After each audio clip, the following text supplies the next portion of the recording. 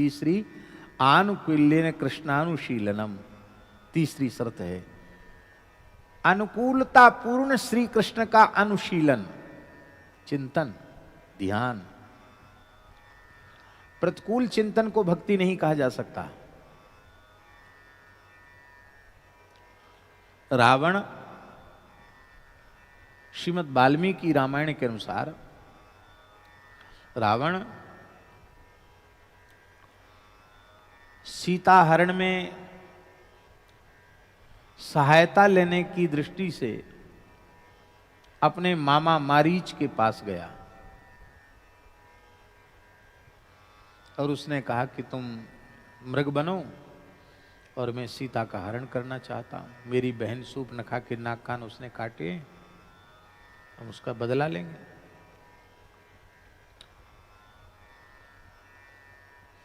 तो मारीच ने कहा,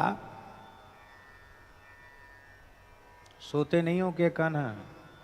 हैं? रात को नहीं सोते हो? पर यहां क्यों लुढ़क रहे हो बार बार? नींद आवे तो खड़े हो जाओ, डंडा लेके कैसे खड़े हो जाओ, नींद नहीं आएगी। बहुत ध्यान से सुनो।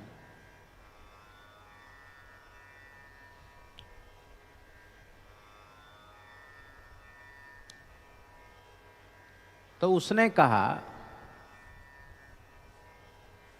कि रावण तुम मेरे भांजे लगते हो, भांजे हो तुम मेरे।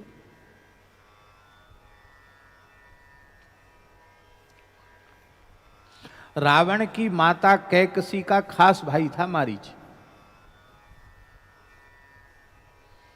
उसने कहा कि तुम मेरे भांजे हो और मामा से अधिक भांजे के लिए हितैषी कोई दूसरा नहीं होता है। मैं तुम्हारा हितैषी हूं। कौन तुम्हारा गुप्त शत्रु है जिसने तुम्हारे मन में यह बात घुसा दी है कि तुम उनसे विरोध करो? मेरी हालत देख रहे हो? मैं जटाजूट धारण करके तपस्वी की तरह यहां एकांत में पड़ा हुआ हूं। क्यों? बोले मेरी हालत ये हो गई है, बिना फर का बाण राम जी ने मुझे मारा था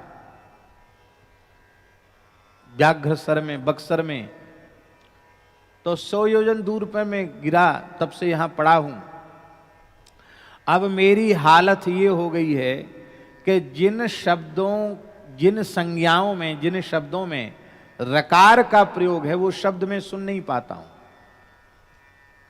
रा अक्षर सुनते ही मुझे राम जी दिखते हैं। बताओ, ऐसा चिंतन तो हम लोगों का नहीं है कि रा सुनते ही राम जी दिखें, का सुनते ही कृष्ण जी दिखें, तो हम लोगों का चिंतन नहीं है।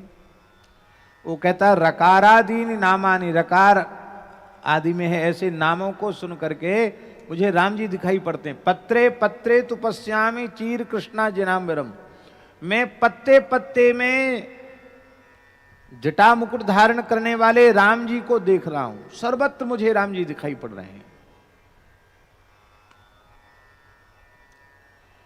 कंस को ऐसा चिंतन था श्री कृष्ण का, उसे सब जगह कृष्ण दिखाई पड़ते थे। नारद जी ने कह दिया था काला काला होगा, बंसी वाला होगा तुम्हारा काल।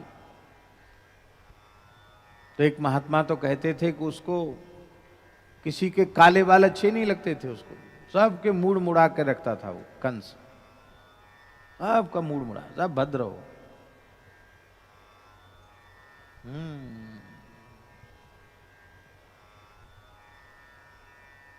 बिना छोंक लगी दाल खाता था वो, क्योंकि जीरा काला हो जाता है छोंक में, देखते ही काला काला कृष्ण आया, कृष्ण आया, चिल्लाने लग जाता, नाचने लग जाता था वहीं डर के मारे। काली कोई चीज उसको पसंद नहीं थी। तो उस कंस का चिंतन भी बहुत था, वो सर्वत्र कृष्ण को देखता था।